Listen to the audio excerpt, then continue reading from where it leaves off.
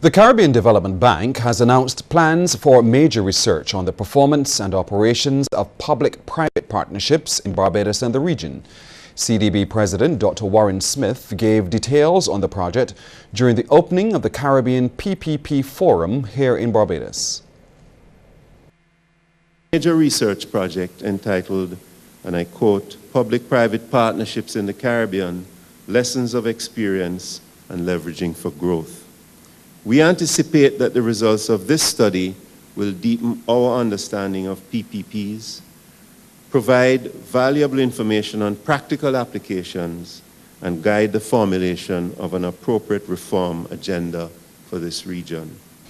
A Barbadian company has copped a top regional award, this from the Inter-American Development Bank, which has announced that 3 institutions from Barbados, Brazil and Nicaragua have won the prestigious Juscelino Kubitschek Award. That prize recognizes outstanding contributions in economics and finance, as well as social, cultural and scientific achievements.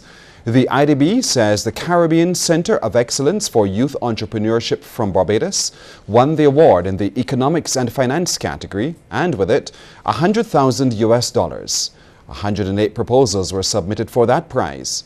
Companies from Brazil and Nicaragua copped the other 2 awards, which also carries a $100,000 prize in each category. The awards ceremony will be held in March in Brazil during the annual meeting of the IDB Board of Governors. The business community has become aware of the impacts of substance abuse and has been taking steps to mitigate against such. Executive Director of the Barbados Employers Confederation, Tony Walcott, says employers have sought to tackle the issue through policies on substance abuse and drug and alcohol testing. He says though the latter directly addresses substance abuse and has proven to be successful, it could trample on a person's rights. Mr. Walcott was at the time addressing a forum entitled Substance Abuse in the Workplace, Employers' Response at the Lloyd Erskine Sandiford Centre. More so than the violation of one's privacy, which is protected under the Human Rights Act of 1988. There are also possible legal and industrial relations related issues which could arise.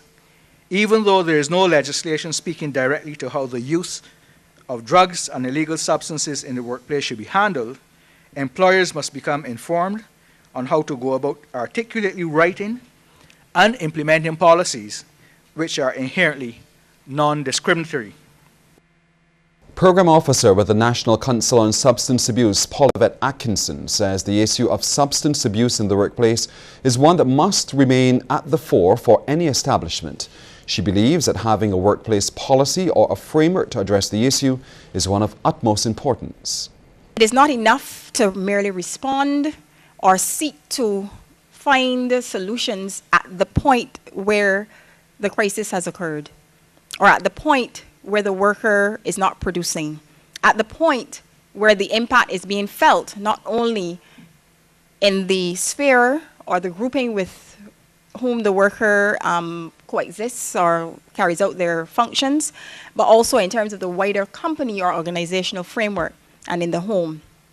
Mariette Carrington of Verdon Howe says the St. John establishment has played its part in assisting Barbadians and reintegrating them into society and the workplace.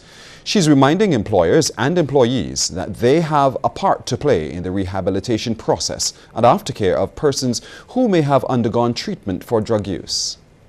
As a co-worker, you can be helpful by offering support and encouragement. And please, don't try to counsel because you're not an addiction counselor. HR practitioners, you're not an addiction counselor. Please, you can do more damage. But include them in activities. Colleagues and friends, don't do their work for them because you think you want to be helpful. Part of the process in recovering is taking responsibility. So if you try to cover up, then you're not being very helpful.